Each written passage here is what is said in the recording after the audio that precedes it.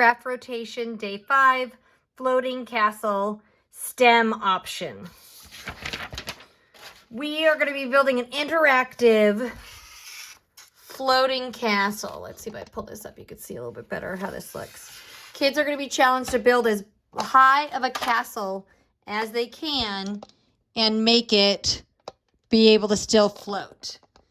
So other than these, you're going to need like a water table or a kiddie pool with water or baking dishes that could get a couple inches of water in them so that the kids can test out their floating castles. Be sure to look at the picture. And at the end of the video, I'll zoom out so you can see this big one. So you need is pool noodles, any color, any sizes. These guys are kind of small, but it'd be nice to have different ranges. And you're going to need to cut them into 1-inch rings. Lots and lots of them. This is something that kids probably won't be taking home. They can build it, see if it could float, and then take it apart. And all these things can be reused again. The toothpicks can be reused, and these could be poked 100 times and they could be reused.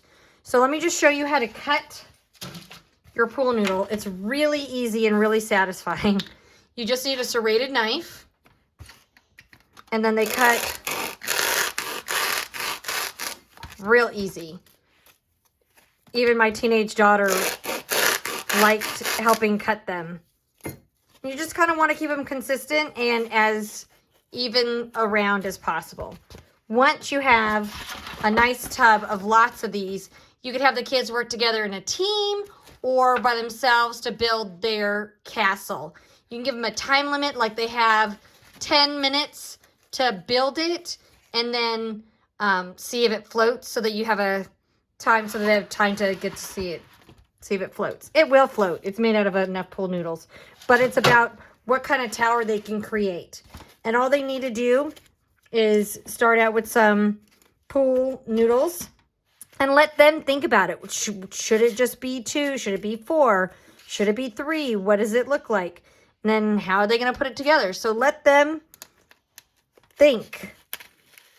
You know, it's the whole point of our STEM options is there isn't one way to do it. What kind of castle do you want to make?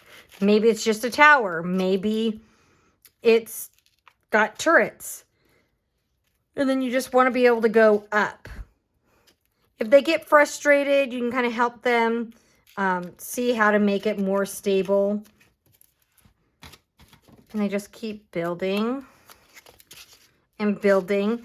And if, you know, leaving these out like this, it's not going to be very stable. But if they make cross braces, having one like idea to show them can kind of spark their interest.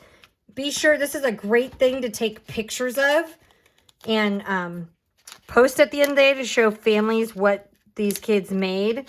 They're going to come up with some really neat ideas. So you get the gist. It becomes 3-dimensional, and this will float. As long as they have noodles on the bottom, it will float. And then it's fun to have party hats that they could top their castle with. And let me remove my camera from its stand. Oops.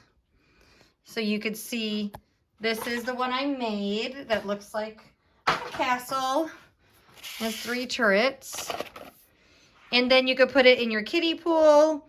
You could put it in a water table, and it will float.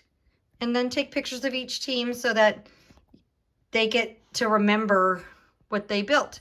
And then it's really easy to take apart. Just take it, boom.